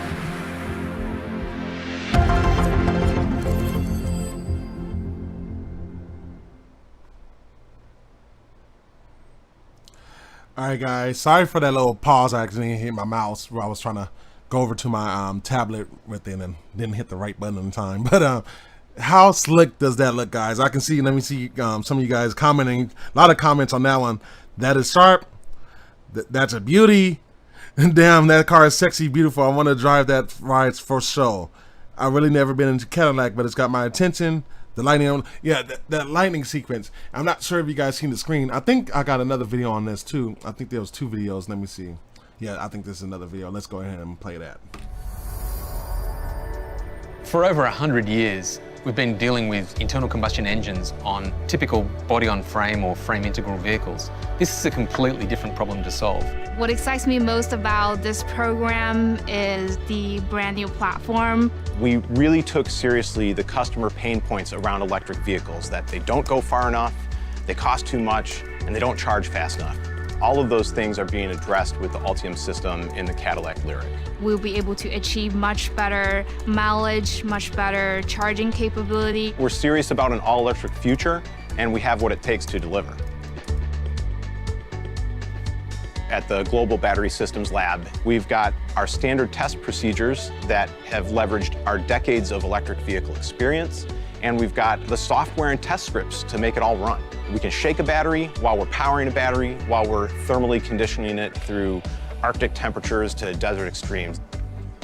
The LYRIQ is built on a new modular electric vehicle platform powered by Ultium. The crown jewel of the Ultium system is the battery cell itself, where our strategy is to use the fewest number of the largest cells possible. These cells are then packaged into modules. This system is a simple, lightweight, and a space-efficient solution, which enables us to optimize the battery energy storage and the layout for each vehicle design. We take 24 cells, put them in a module, and then we wire them in one of 2 ways. In our smaller battery packs, we wire the cells 2 in parallel and 12 in series. In our larger battery packs, we wire the same cells 3 in parallel and 8 in series. Having those 2 different modules at those 2 different configurations lets us arrive at the same optimal range of battery pack voltages, regardless of how many modules you put in the battery pack. So we can build batteries that have 6, 8, 10, or 12 modules. 12 modules would give customers the most power and the longest range, and 6 or 8 modules would give customers a more affordable entry point. We also engineered another group of battery modules where we took the same Ultium cells, and instead of stacking them across the module, we stacked them from the bottom to the top. These are used in special vehicles that have extremely low roof lines. The Ultium propulsion system will be launching with a state-of-the-art NCMA chemistry. This is a new chemistry where we've taken a standard nickel manganese cobalt chemistry and we've added aluminum. The addition of the aluminum allows us to increase the nickel content and decrease the cobalt content, which gives customers more range at lower cost. What makes Ultium's technology so unique is that we have the ability to reconfigure it in so many different ways. And it integrates into the vehicle in a way that gives more space inside the vehicle and a more luxurious experience. Range is critically important when selecting an EV. We've designed LYRIQ to achieve 300 miles of range on a full battery charge. We will also offer both a level 1 and a level 2 AC charging, as well as DC fast charging capability up to 150 kilowatts, to make sure that the concern of range and the concern of charge time is not something that will ever get in the way of the Cadillac customer being able to enjoy their driving experience. When you reflect on what we have to work with in terms of the Ultium propulsion system, the battery technology itself, the drive motors, the controls, that all comes together in the first instance with LYRIQ.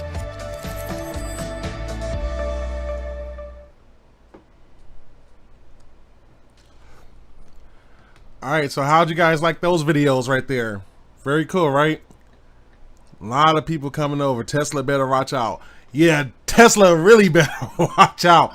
That now, I've seen a Tesla. I've gotten into a couple of Teslas. They're cool vehicles, man. They're very cool vehicles. The quality could be better, though. Now, you know Cadillac is all about quality. I think like Kevin, my mod, mentioned attention to details. Little touches like that, like these are game changers.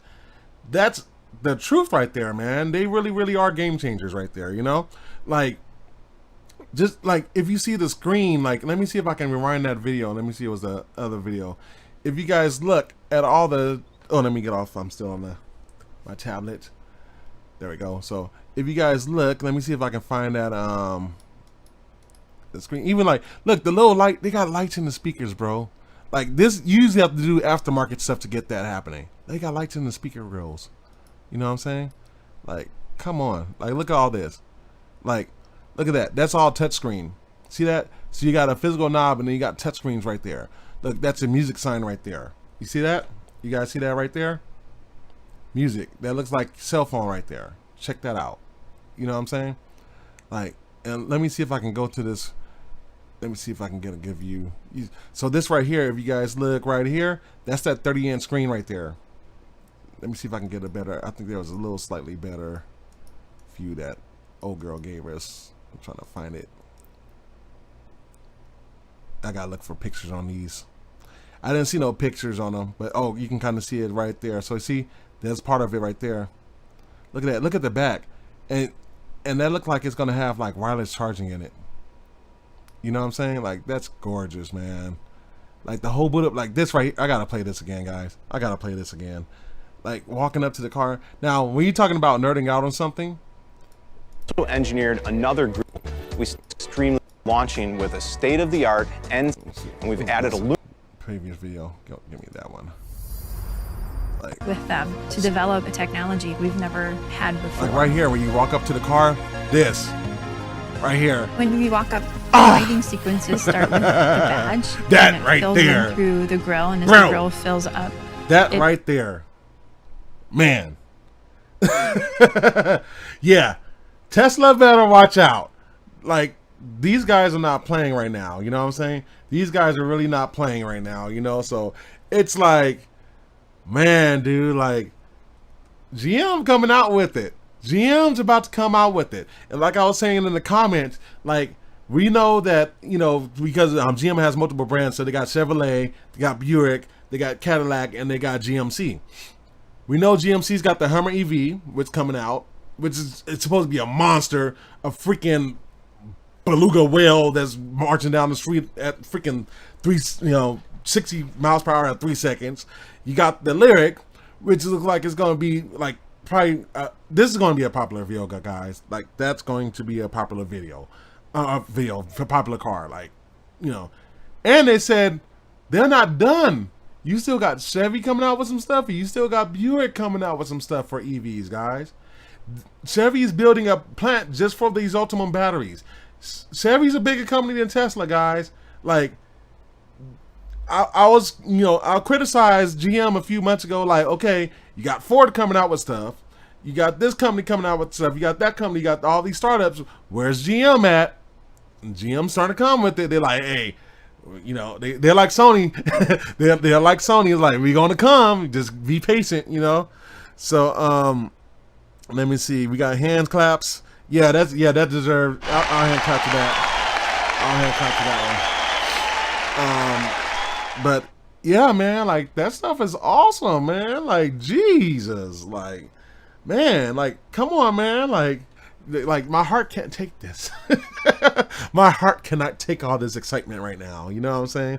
Yeah, nice. Oh, nice Laker gear, bro. Thank you. It costs a lot of money. I don't even have the shoes on. I'm not gonna go up and get up for the shoes, but I got the shoes too. Maybe next one I wear it again. I don't know. We'll see. But anywho, that's it that I got for car news for the day. So we'll go over. Got a few more topics here. We'll go over a little bit into some compute news.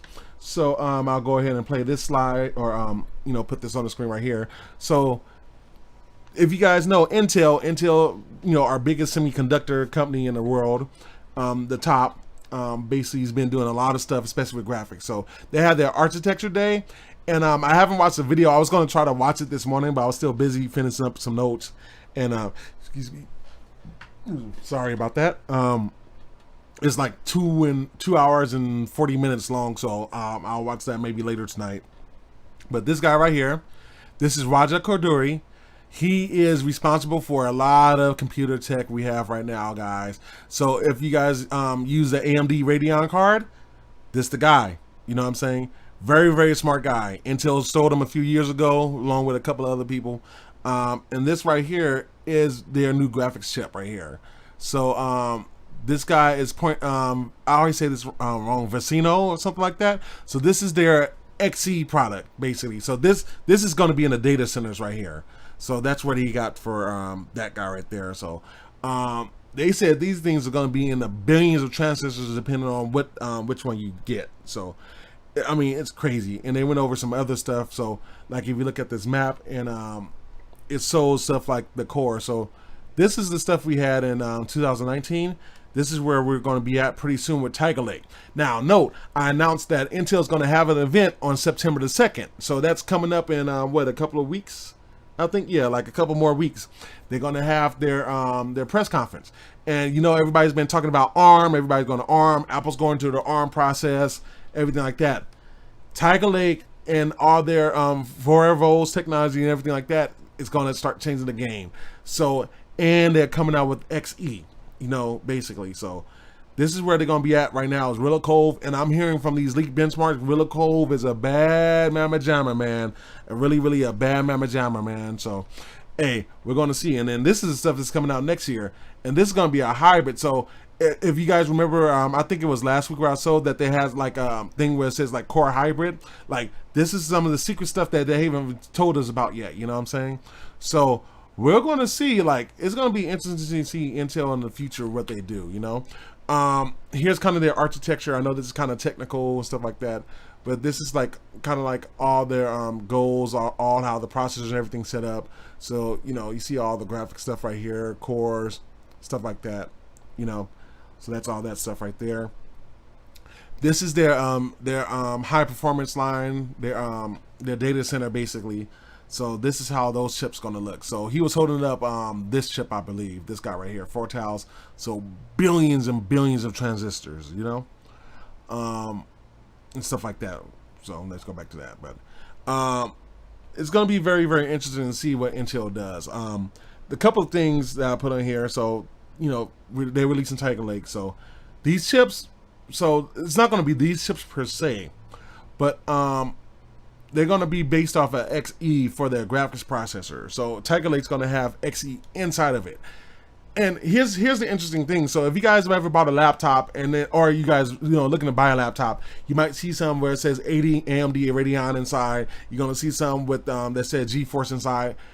You won't see too many of those, I don't think, in the future. You're going to start seeing XE inside, because I'm hearing that the Xe graphics processor is actually so powerful that it's going to be challenging both AMD and Nvidia. Like, this is not going to be no slouch. Again, Raja Koduri, the guy that I just showed on the screen, this guy over here.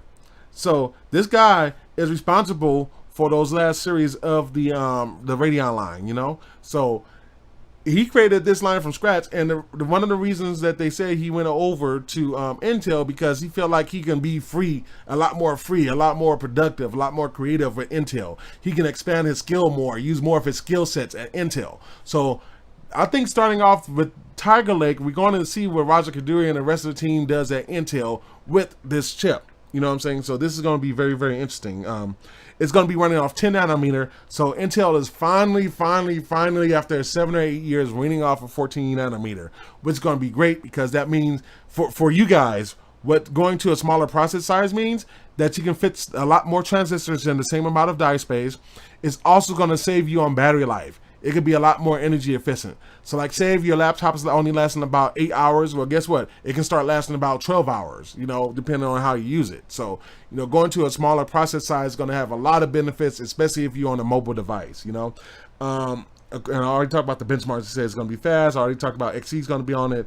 And then I already showed the cores for that. So that was just a little quick overview of Intel. I'm probably going to be doing more videos. And of course, like I said, they're going to be coming out with some stuff pretty soon, announcing the big event on September 2nd. So we're definitely going to deep dive in that. So I just wanted to touch it a little bit since I had some of those slides from their Hot Chips Day. Here's some news that a lot of people have been reading about. And this is on Nvidia. So a lot of people has been wondering, what is Nvidia's doing? When are they going to come out with the cards? They announced Ampere. So those of you guys that's computer gamers, or like me, you're a creator on your computer and stuff like that. So this is going to be something big, you know. So if you see these guys, so this is our current graphics processor right here. So you guys see this? So that is your current flagship card, the RTX 2080. So this is a current flagship. This allegedly is a new Ampere card. Look how much bigger that sucker is. Now, if you guys look on the side, I'm not sure how many of you guys know that's on here right now knows about computers, but this is a 2-slot card, meaning on the back of the computer, and I'll probably do a little video on that, it takes up 2 slots. This guy right here, if you look right here, 1, 2, 3. That's going to be a 3-slot card. Guys, I mean, Jesus Christ! Like, I'm hearing that this monstrosity of a card is going to take over 305 watts of power. That's a lot of freaking juice, man. The old cards are taking about 250 in comparison, about 250 to 270. So this card is going to take a lot more than that, you know. Here's the backside. Let me show the backside of that too. So here's the backside. It also got a fan in the back. So I'm guessing that one of the slots are being used for the fans at the bottom, one of the slots being used at the fan at the top, and I'll blow that. I might as well just blow that up real quick. So, you know, you see that right there, and then the card's gonna go pretty much right in the middle of them, but that's the bottom of that. But I mean, geez, like that's a huge card. Now, time to discuss other stuff like prices. And this is gonna I know a lot of people's gonna be sad to hear this. Before I go there, but they said the naming scheme may be different. So they're saying this is their most powerful card, which is going to be the 3090, right? RTX 3090. So the biggest thing is it has a lot of power, a lot of memory buffer to do ray tracing and everything like that, right? The price.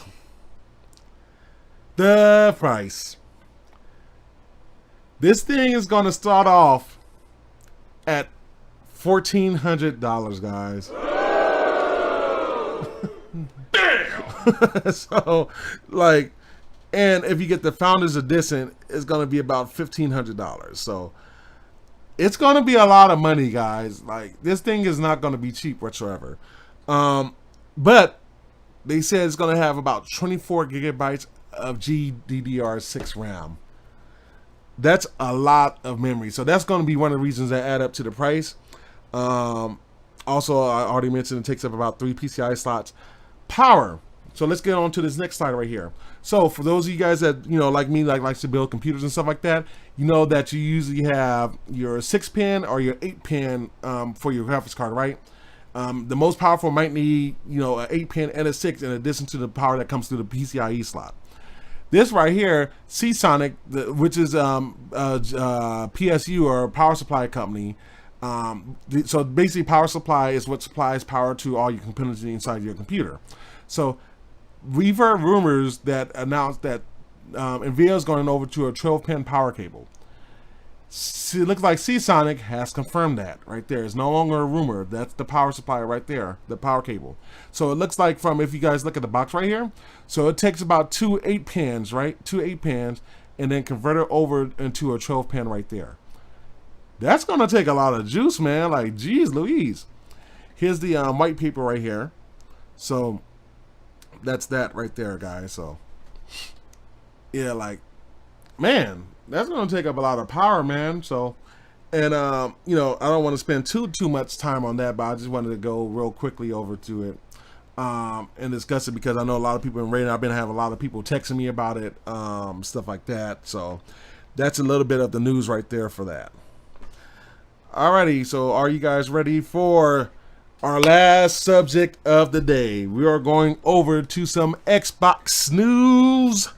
Or not so much news as much as it is rumors or like, you know, discussions basically. So basically there has been rumors that the Xbox is going to be coming out with an event in September. So there was rumored that they're coming out one in August, but you know, I doubt that's going to be the case anymore. They're going to be coming out with an event in September. So I think they got word that Sony was moving their event, or vice versa. It could be that Sony heard that Microsoft was having an event in September. I don't know. But they're going to be having their event in September. There is a lot of rumors, and take this with a grain of salt. A lot of rumors that the Xbox Series X is going to be $600. I don't find that surprising at all, guys. These systems are going to be very, very powerful. So I'm not sure if Microsoft's waiting to see what Sony releases at their price point, because honestly I think Sony's probably going to release their price point first, my honest opinion, and then Microsoft is going to come up behind them like, oh, we beat them by like $50 or $100. But it's going to be interesting to see. And remember, I have announced that I think the PS5 is going to be about between $500 to $600 roughly. So this will kind of play into that, and it'll be completely understandable because of the power, the manufacturing, all that stuff. It costs money. These manufacturers has lost a lot of money before, you know, marking down consoles under their prices. I don't think they're going to do too much of that this generation. Maybe a little bit, you know, if they can find it, they can get it through game sales and accessories and everything like that. But I don't think, I honestly don't think that they're going to be taking much of a price cut on these guys. These chips alone is going to be a good chunk of the system, you know. And then when you're considering, you know, the manufacturing, the controller and stuff like that, no, this is a package, you know. There's multiple things in the box that has come with it, you know. So, and you know, in Sony's case, they're coming with a couple of games included, you know, and Grand Theft Auto Online on the PS5 already included into that. So it's going to be very, very interesting to see how all that stuff comes together and work. But yeah, man, we'll see. We'll see what Xbox does with that. But $600. So it's funny because we're hearing a lot of people like, oh, well, Sony and Microsoft hasn't announced the pricing for the game systems yet. They need to get people ready. Guys, I'm telling you guys right now, let me look here. Let me go to my face right here. Let me make this the focus right now. I'm telling you guys right now, and let me wait for it. There we go. So I'm telling you guys right now, expect to pay just on the game systems $500 to $600. I'm being completely realistic with you guys. Between $500 and $600 is where you guys have to be at for these game systems. So if you guys waiting around to see how much these systems cost, don't. I'm already telling you, if you want to spend money on this system, I mean, if you want to buy a game, you're already spending $600 anyway, right? So in the extra controllers and stuff like that, $600, $700, right? So I'm telling you guys right now, Expect these game systems to be between $500 and $600. That's a realistic theory. You know what I'm saying? That's a very, very realistic theory, you know? So, you know, it's a chunk of money, but hey, we're spending $1,000 smartphones, so what's another $600, right? Stuff getting expensive, you know, it is what it is, man. But, you know, that's that. Where's the Series X? We still haven't heard nothing about a Series X. Microsoft, and who knows, maybe they'll pull a surprise on us and, you know, announce the Series X this month still, but why haven't Microsoft announced the Series X? So for those of you guys that know, I was talking about the Series X, which is supposed to be the smaller console. It's not going to have 4K. It's going to have a smaller GPU, so forth and so forth. I don't know why they're waiting so long on announcing the Series X. Like, I really don't. Especially if it's supposed to be the cheaper system. Considering now, if we're hearing rumors that these systems are going to be $600, then you have to have a system that's going to come out at a cheaper price point. You know what I'm saying? It's just what it is. So why is Microsoft taking so long to announce the Series X? There's already been a leak from a controller that somebody mysteriously got from somehow of the new Xbox controller, and it says Series S on it, you know? So why would you have to, why would you wait? You know what I'm saying? Why would you wait to announce it? Just announce it. You know what I'm saying? We'll have to see what happens with that. And the last topic for the Xbox, does Microsoft care if you buy a Series X? This is an interesting discussion right here, guys. I'm almost wondering if Microsoft really don't care if you buy a Series X. I think what they're more caring about now is getting that subscription model Game Pass. Microsoft for years now has been going towards the subscription model for a lot of their applications. I'm on one with the Microsoft 360 suite, and I love it. You know, $10 a month. Hey, it's awesome. You know, I don't have to pay $400 up front. You know, I just pay over time. I get my even though I don't own it, which is fine. You know, I get my Word, I get my PowerPoint, which PowerPoint is what I'm using right here for these slides and stuff like that. You know, you get Outlook, you get Publisher, you get, you know, the works. I think they'd rather you buy the Game Pass. You know what I'm saying? I really think that they'd rather you get the Game Pass, guys. So it's going to be interesting to see how that stuff works, because I think the only reason to buy a Series X, especially since they're saying, oh, the games is not going to matter what they're going to be on, this and the other. I think the Xbox Series X is only going to be for the most hardcore gamers. My honest opinion. I don't think that they're going to push it as much as they push the Xbox One. You see what I'm saying? So we'll see what will happen with that too, because like we still have a lot of unanswered questions from both of these manufacturers on a lot of stuff. You know, xCloud. What is xCloud going to be named? You know, and is it going to be only for mobile? I'm hearing rumors that it's going to be on the newer systems too, and it's going to be on the Series S definitely. Which is why I don't understand why they don't just release this or announce the Series S. Like we're about to be in September. So, excuse me, guys. Let me drink some water. Been talking for a minute. How much time we got? How you guys doing in the chat? We're almost done. But yeah. We'll see. We'll see what happens with that. But anyway, you know, how do you guys feel about the Xbox Series X? And how do you feel about Game Pass? You know, just paying $10-20 for the Game Pass, and I'm doing that guy. You know. And for our last subject for the day, we're going to Sony news, some Sony Sony PS5 news. So Sony has released a commercial, guys. So check this commercial out. Let me go ahead and get this over into the screen. And let's go ahead and play the slide.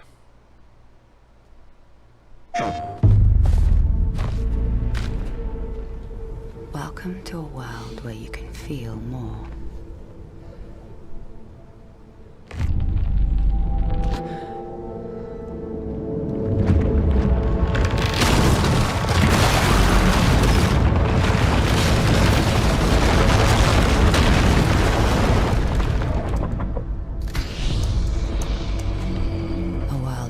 See with sound.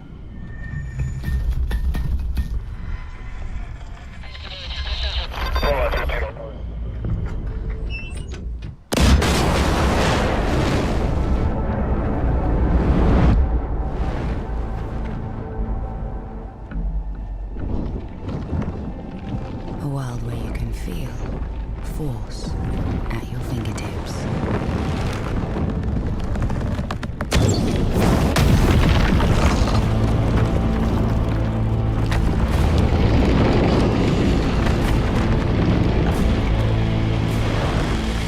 Welcome to a new world of immersion. PlayStation. Yeah, buddy. I can't wait. That's a nice commercial. And we all gonna be paying for it pretty soon on the system. But that's the Sony newest commercial. So I just wanted to show that off. And then I'll go into a little bit of B-roll here. So we should be seeing that right now. But wait, what was this? Oh, pause that before I go into that. But yeah, so they coming out with commercials. So to me, here's the interesting thing too. Like, Sony's already showing off commercials already, like for the PlayStation, and we still don't have that for the Xbox yet. So it's like, what is Microsoft doing? You know, so that's interesting right there. I find that to be a little bit interesting. But anyway, let's go over to the next thing. For those of you who know that Sony and Sucker Punch has announced, because everybody was like, oh, we're hearing Sony's supposed to be announcing some kind of multiplayer for something. You know, maybe it's The Last of Us. But it actually was for Ghost of Tsushima. So let's go ahead and play that real quick.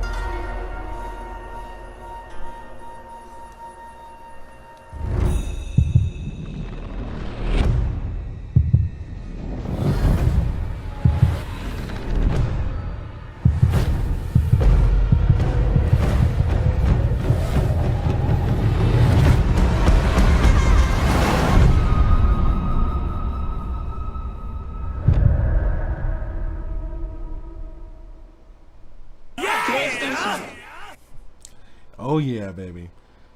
Ghost of Tsushima Legends. So that's going to be your online multiplayer. Couple of good things I've heard, that this will be an expansion, right?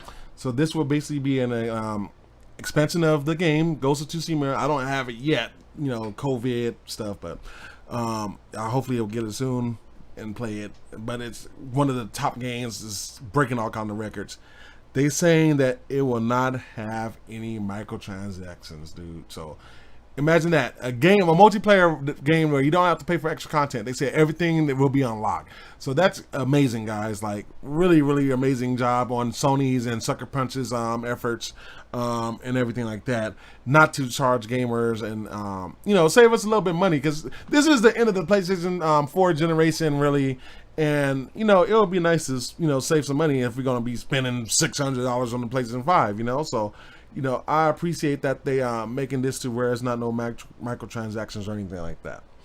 Also heard that Mark Cerny, who's the architect of the PlayStation 4 and now the PS5, he's going to be creating games. So if you ever guys, he helped with Spyro, he helped with you know, helped with The Last of Us, he helped a little bit with Death Stranding. So Mark Cerny is all over the place. You know, he basically developed the PlayStation 4 and the PlayStation 5. Like, he's the lead architect on those systems. He's the guy that makes makes all the decisions, basically, like on designing the system.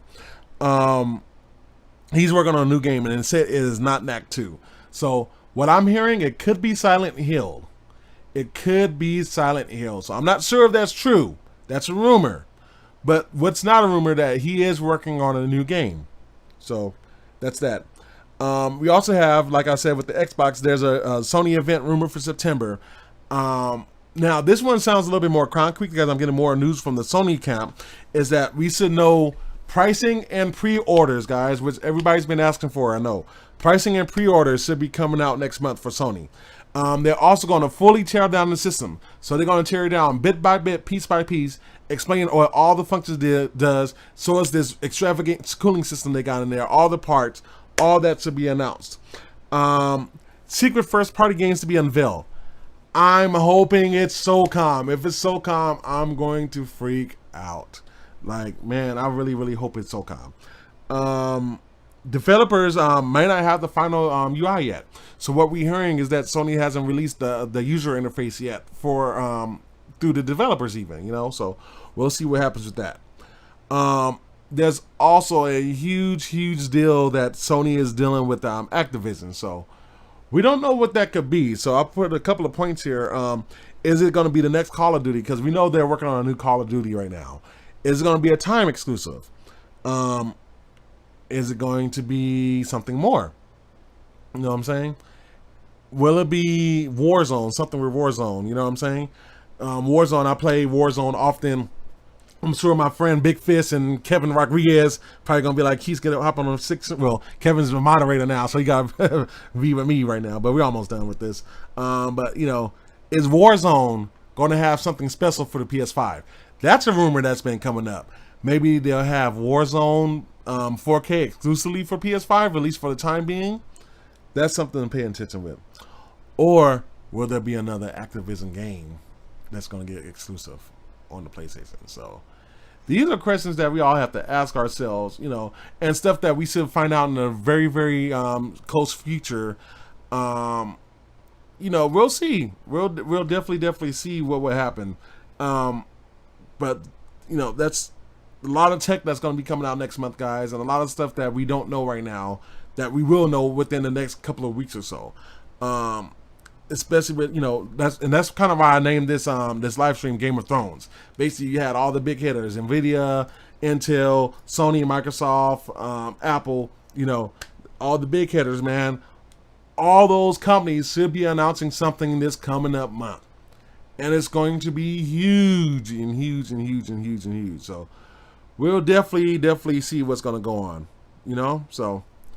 That's pretty much all the subject I got for the guy for today, guys. You know, so I'll leave it open a little bit for anybody that want to chat. So we'll leave some chats open right here. Let me go ahead and bump up the music just a little bit. So we'll do that right now. Let me see. Let's see. Oh yeah, I've read that already. Face, yeah. Get your wallets out, guys. We're about to be expensive. You know what I'm saying? About to be real expensive, man. But hey, what you gonna do? You know what I'm saying? What really you gonna do? Let me see. We got Jania Wyatt says, I'm just ready for the PS5 to come out already. Me too. You know what I'm saying? Like, okay, I'll do this, guys. When the PS5 come out, I'll do an unboxing. How about that? Would you guys like me to like literally unbox it piece by piece? Maybe I'll even do it live. I don't know if I'm going to do it live or do it recorded, but I'll do some sort of unboxing of the PlayStation 5 when I get it. Cool? Will you guys be cool with that? Cool. Let me see. Great show. Thank you. I try my best to put on some good shows. You know, we do a lot of stuff on the Keyse Review, and you know, I basically went from having, you know, no jobs and then creating a Keyse Review to having 3 jobs now. So, you know, a little bit tough to put on. I didn't do the news bites last week, so I'm gonna try to do a news bites this week. I think I'm starting to get used to my schedule, and got my days off, which is set. So I'm, you know, still able to, you know, do this on Sundays. Every Sunday, you know, we're gonna do this until the wheels ride off, you know. So yeah, we're gonna keep on with the Keyse Review, doing the live, which is our flagship playlist. Of course, we got the news bites. We got random thoughts. Patreons, I'm gonna be working on that, and you guys gonna get the random thoughts first. I also got a day in the life for Marquise I gotta work on. That's only going to be on Patreon. That's not going to come to the regular YouTube. That will only be a Patreon. So if you're not a Patreon member, subscribe if you want to get that extra content, guys. So, September's going to be a big month for the Keyse Review too. We're going to have a lot of content coming out in September. And if you guys, I got about 3 of you guys on my Patreon right now. So that's, you guys going to get some exclusives pretty soon. So look out for that. If you want to link to it, it should be right there down in the description. Click on the link. I fixed it because I noticed the links was showing up. I had to put the HTTP on there. So, if you guys see yourself, you want to support the channel more, you see the names right here for the Patreon, or actually right there. I'm sorry, I get confused with my thing. So right there, you see the Patreon. So thank you for our Patreon members, our techies, like I like to call them. Thank you for your supporting the channel, and I will be using the money to expand, and making the Keyse Review better, and doing more and more stuff, and doing more collaborations and things like that. It's not cheap to run this YouTube channel. A lot of equipment, a lot of more stuff that I still need, I think the next step is to get a better quality camera, and those are not cheap. So, if you guys, feel, like some value in the Keyse Review, check out the Patreon, man. I already put a couple of exclusive content there and stuff like that, and release some stuff early, and we're gonna have a lot more on the Patreon site. So if you want to join the, become a techie, hit up the Patreon. Text me if you want to know more about it. I think there's also a video done on the Patreon, so you can look on that. So I got that, and of course, I got Facebook. I'm on Facebook a lot, so you guys can hit me up on Facebook at facebook.com/the Keyse Review. I'm also on Twitter, which is going to be at the Keyse Review, or if you're on the computer, twitter.com/the Keyse Review. So I'm on all those. And yeah, man, it's been another good show. I feel, not the big blockbuster show like the last couple of weeks, but really good stuff, really good information. Just sharing stuff that we have coming into the future. Because next month will be very, very busy for me, because I'm gonna be news 24/7, and then I got other projects I'm working on and other collaborations I'm working on and stuff like that too. So anyway, guys, unless you guys got anything else, I'll leave it for another minute. Yeah, it's fun having fun with you guys. Cryptic Mornings, I gotta finish mixing that song. I gotta master it actually, so mix and master that still. So maybe I'll try to get to that today or tomorrow or something like that. So, which is I got a preview of it on the Patreon. See, another reason to join Patreon, guys. So, and I'll do this too. If I hit about 50 people for the Patreon, I'll do a big giveaway. Something expensive on the Patreon. So, because obviously you guys paying money, I can, afford to do a big giveaway for that. It'll be different from just the regular free stuff. So, check out on Patreon, share with your friends. If you got anybody that may be interested in tech and stuff like that, hit us up, like, hey, we're here for the people, man. We're here to give us good information, So, go ahead and share the word. We're at, I think 53 or 54 subscribers. I haven't checked the numbers yet. But yeah, we're going to keep on rolling this thing, man. But anyway, that's all the time I have for today. I hope you guys enjoyed it. One more note, my buddy, if you guys remember my buddy, David McClam, he does Day of Crime. He also going to start a new show called Cena's Corner, so be watching out for that. He's coming out with that soon. So support black businesses, support black creators, guys. We're very, very much appreciate it. Outside of that, this is Marquise from the Keyse Review. Love one another. Be safe out there. Wear your mask.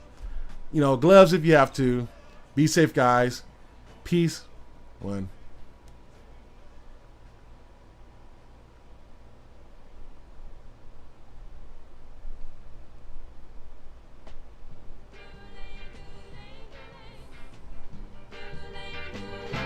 She's so fine. I wish she were mine. That little girl over there, one with the lovely hair. I don't know how I'm gonna do it, but I'm gonna make her mine. If it takes me forever, it's just a matter of time. She's a soft-spoken girl, also seems kind of shy. Makes me wonder why. Shouldn't even give her a try. But then again, she can't shine.